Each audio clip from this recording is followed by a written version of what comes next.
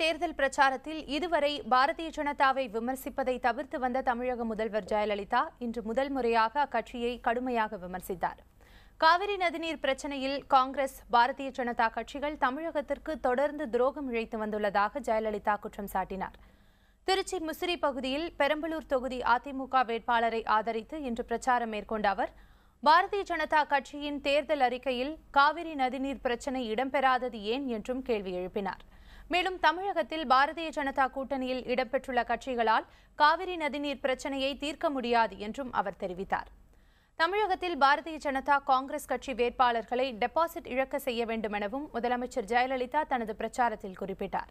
கடந்த 10 ஆண்டுகளாக திமுக அங்கம் வகித்த காங்கிரஸ் கட்சியின் ஆட்சியில்தான் பெட்ரோல், டீசல் விலை தொடர்ந்து உயர்த்தப்பட்டதாகவும் முதலமைச்சர் ஜெயலலிதா குறிப்பிட்டுள்ளார். கர்நாடக மாநிலத்தில் காங்கிரஸ் கட்சிக்கும் பாரதிய ஜனதா கட்சிக்கும் ஆட்சி அமைக்கின்ற வாய்ப்பு சம அளவிலேயே உள்ளது. கர்நாடகாவில் காங்கிரஸ் கட்சியும் பாரதிய ஜனதா கட்சியும் மாறி மாறி ஆட்சி அமைக்கின்றனர். ஆனால் தமிழ்நாட்டில் எந்த காலத்திலும் காங்கிரஸ் கட்சியாலும் பாரதிய ஜனதா கட்சியாலும் ஆட்சி அமைக்கவே முடியாது.